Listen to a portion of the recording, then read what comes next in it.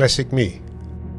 I start a project and suddenly I'm in over my head in an area of knowledge where I'm not proficient enough to feel like I know what I'm doing. But then again, having enough knowledge to say, I must be able to learn this. That being new programming languages, new software methods, or building electronics. Like when making the time measuring interface for the stopwatch application, I had to draw on my somewhat limited knowledge on electronic circuits and resistors to pull up or pull down, and debounce detection to ensure a reliable button press detection. The project was delivered and finished on time, and I learned something new. This time it's the mechanical discipline I dive into, to machine parts for the construction of the Boxloader rails drivetrain. When the rail drivetrain is done, I should be able to use the same method for the vertical drivetrain. I could probably solve this by buying better fitting parts. Because I like to challenge myself and because my time account is substantial rather than my bank account, I take the experience as a lesson in new subjects and let the paths taken expand my area of knowledge. So I sourced the parts as cheap and off the shelf as possible.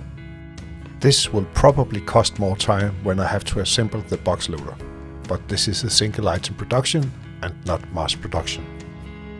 In this case I have a sprocket for a bicycle chain with a bore of 11 mm. I have ball bearings with a bore of 10 mm. And last but not least, I have a coupling with a 10 mm bore.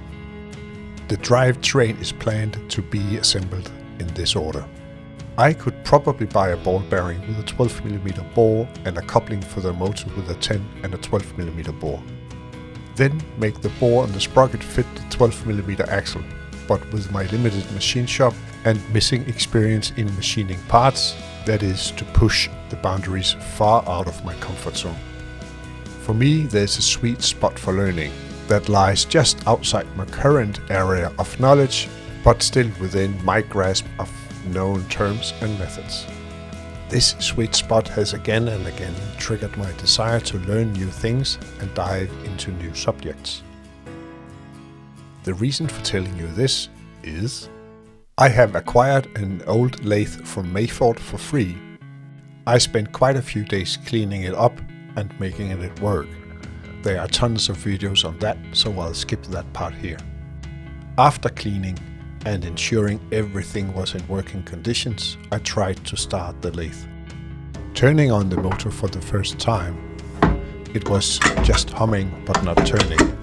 With a gentle push it started but had no real power and stopped when engaging the rest of the lathe.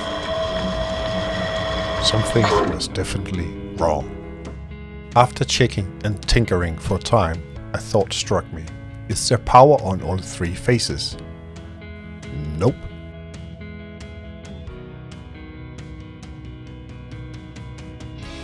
Hunting for the cause led me to the fuse box.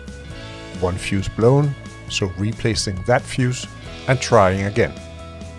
And now I am in business of machining parts. Well, almost. The tools I had for machining were over 30 years old and had not been maintained in any way. The result was usable for testing, but for the real thing I had to order some new tools. They are on the way. As my design has the sprocket in the center on an 11 mm axle and the ball bearing on either side on a 10 mm axle, is it okay to turn over the axle and machine the other 10 mm end without losing centering? Time will tell. I'm also going to miss a key way to keep the sprocket on the axle to drive the chain, so I have to figure out how to make a keyway that will fit my sprocket. Might be a solution with an angle grinder. I'll keep you updated on that one. To keep the sprocket in place, I have ordered some C-type retaining rings, roller rings or whatever the correct name is. The recess on the axle for the rings must be possible to make with a lathe in some way, hopefully with the ordered tools. To keep the axle in place between the ball bearings, I count on the difference between 10 and 11 mm are enough to let the ball bearings inner bore hold the axle. All in all, most of my project time has been used on preparing for the next step and seeking new knowledge and not speeding the project forward. I will keep you updated on progress as it happens. Thank you for watching.